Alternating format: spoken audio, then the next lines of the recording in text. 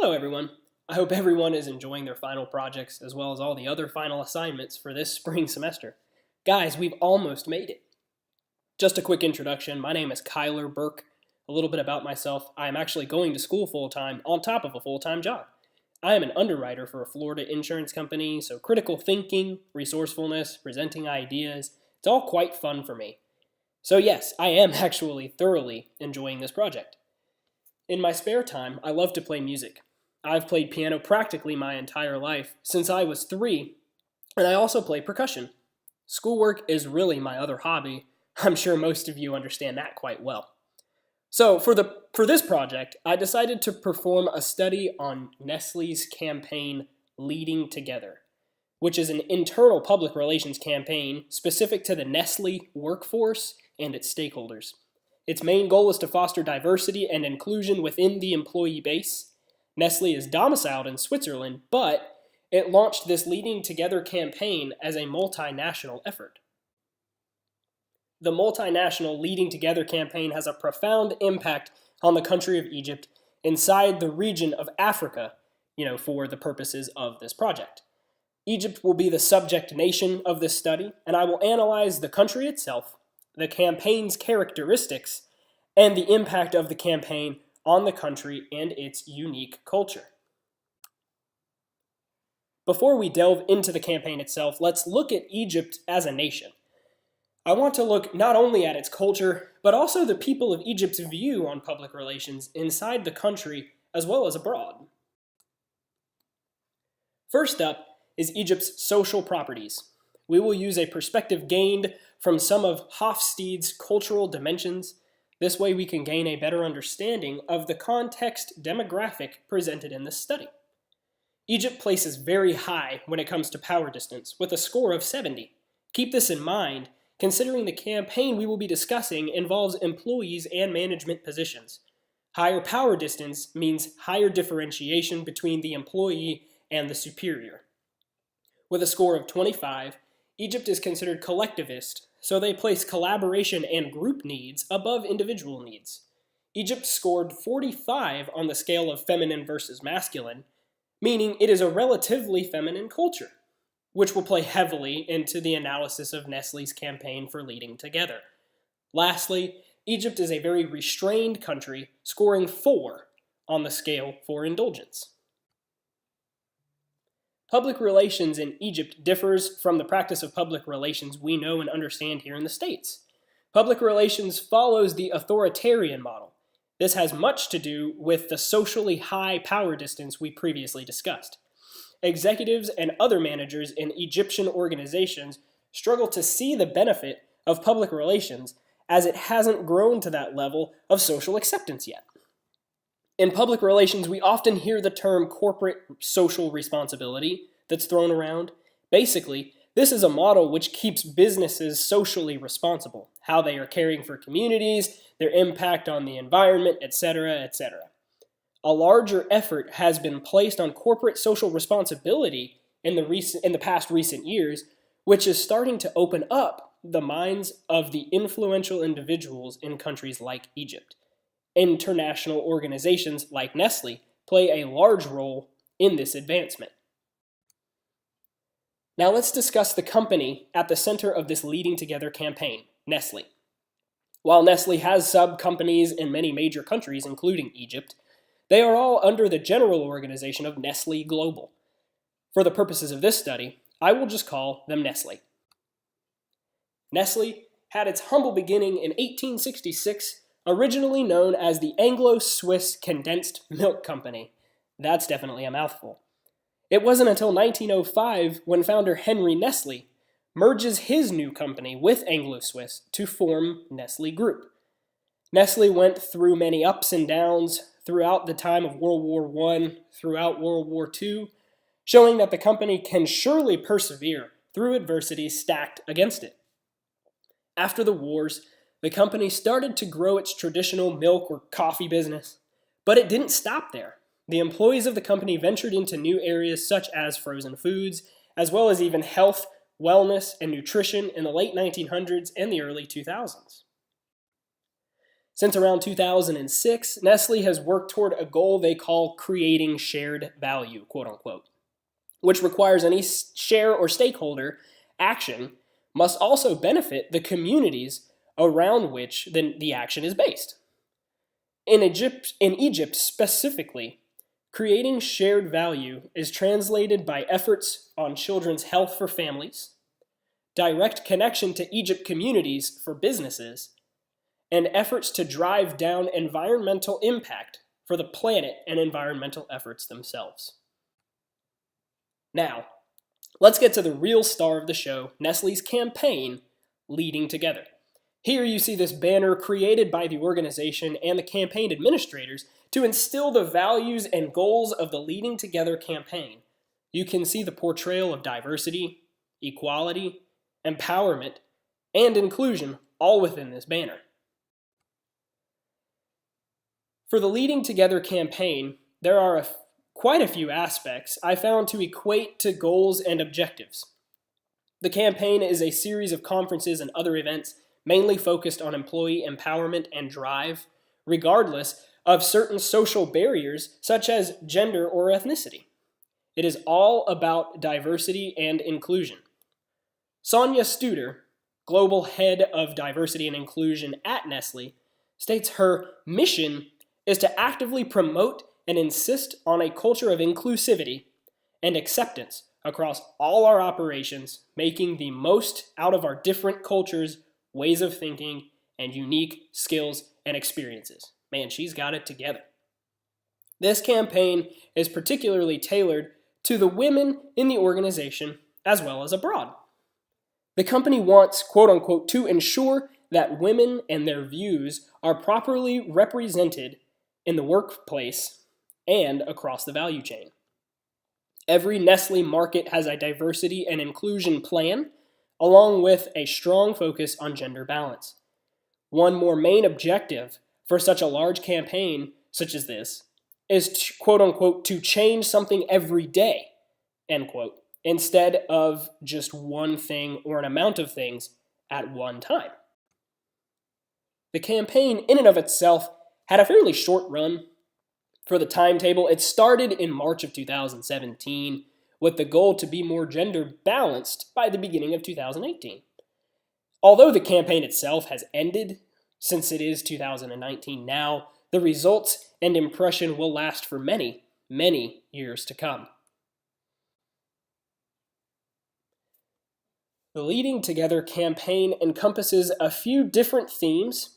At the forefront of everything, like I previously discussed, is diversity and inclusion. The term diversity implies a range of differences being encompassed with a single commonality. In this case, Nestle is promoting the diversity of its employee base, specifically women. Inclusion implies that all parties are to be included in a group or structure.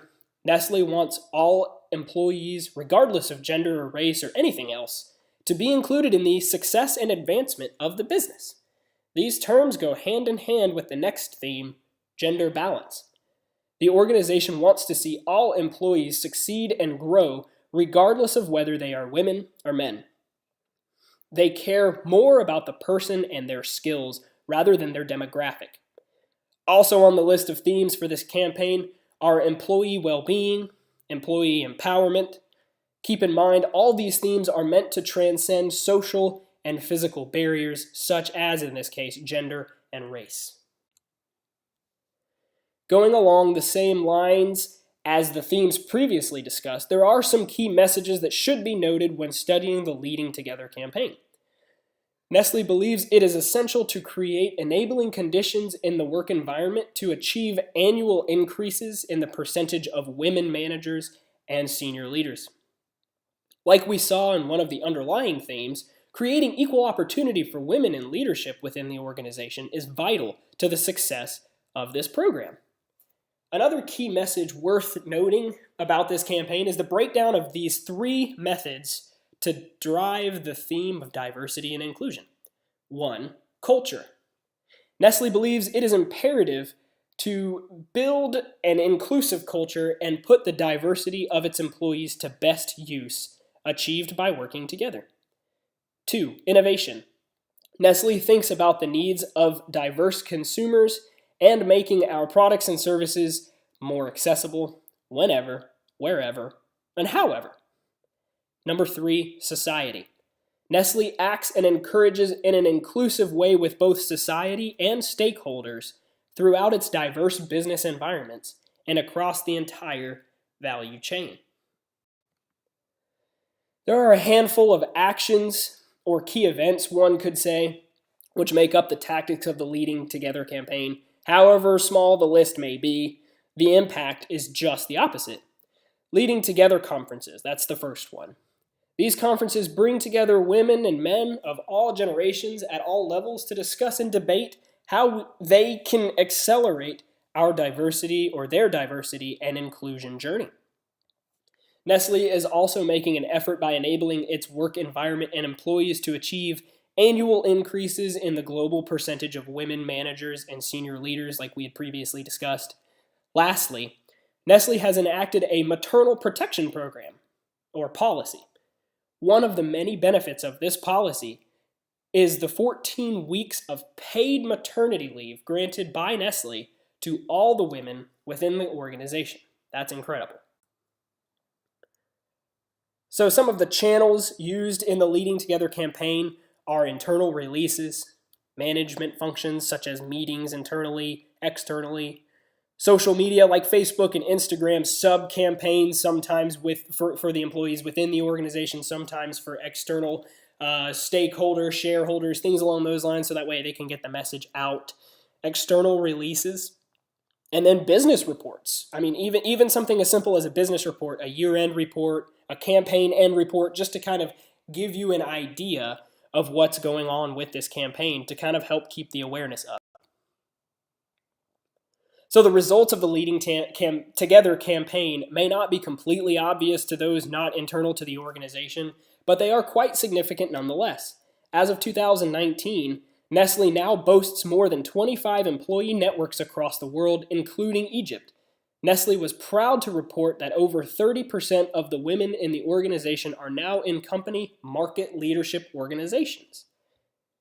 This is accompanied by an even larger 37.5% of women in company management positions.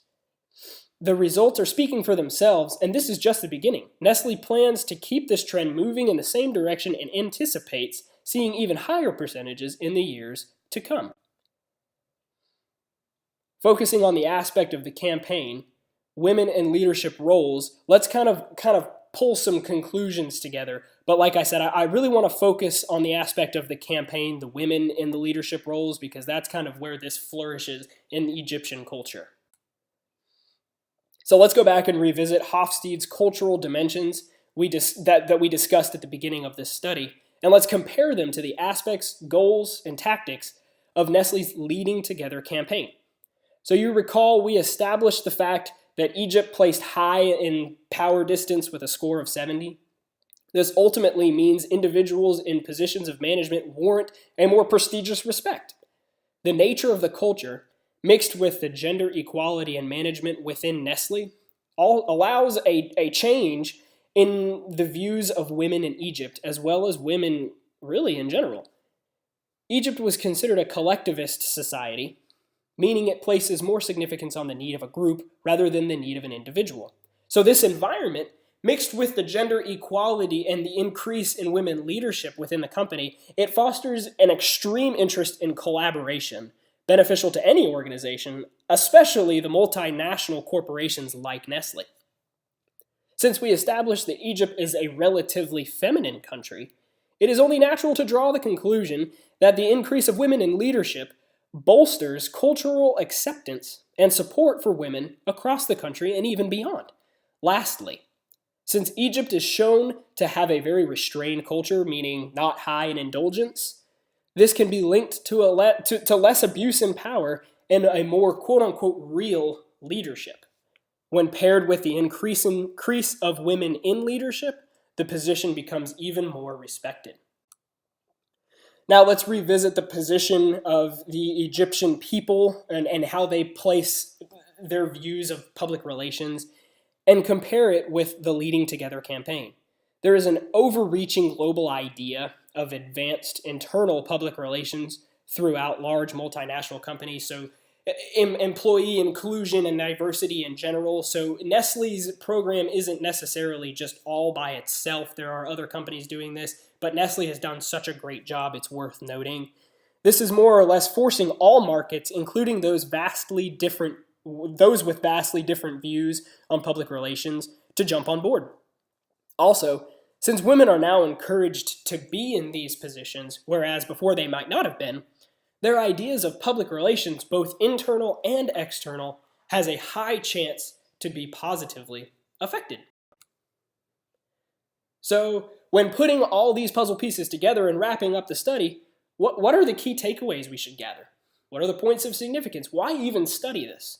Well, first and foremost, ensuring employees feel empowered boosts confidence, which then boosts productivity. It all starts with empowerment.